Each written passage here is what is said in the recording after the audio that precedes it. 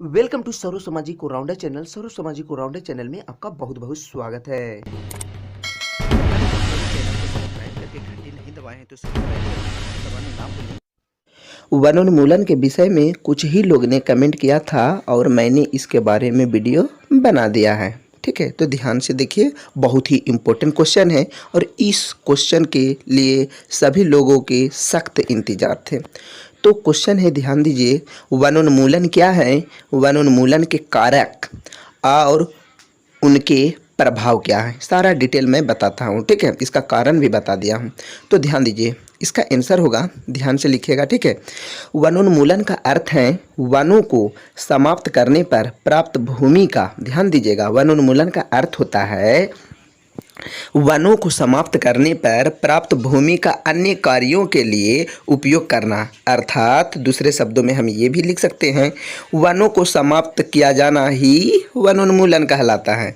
अब इसका दो प्राकृतिक कारण क्या हैं? आग से हो सकता है, ठीक है, या भीषण सूखा आ जाने से ये हो सकते हैं क्या, वनोन्मूलन। ठीक है, वनोन्मूलन के बारे में यहाँ तक हो गया है। अब इसका कारक और प्रभाव आगे देखिए किस प्रकार लिखा गया है। ठीक है, ध्यान दीजिए, वनोन्मूलन के कारक, तो यहाँ पर आप लिख सकते हैं कृषि के लिए प्राप्त भूमि करना। ठीक है, ये जो है वनोन्मूलन का कारक हुआ, कृषि के लिए भूमि प्राप्त करना।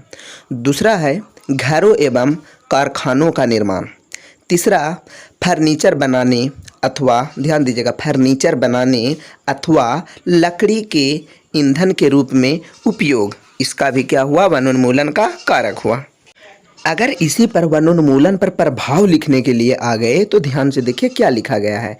और आप लोगों को भी कोई भी क्वेश्चन की ज़रूरत होगी तो आप हमें कमेंट कीजिएगा, आपको बिल्कुल मिल जाएंगे। लेकिन ध्यान दीजिए, आपको अगर इच्छा है एजुकेशन से रिलेटेड चैनल के लिए तो आप इस चैनल को आप सब्सक्राइब कर सकते हैं, क्योंकि एजुकेशन से रिलेटेड है। और कोई भी वीडियो की ज़रूरत होगी तो आप हमें कमेंट कीजिएगा तो आपको बिल्कुल मिल जाएंगे। इच्छा होगा तो सब्सक्राइब लाइक कर सकते हैं।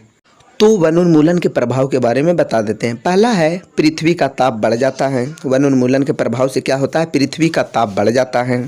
प्रदूषण के स्तर में वृद्धि होती है, यानी ये भी बढ़ने लग जाती है।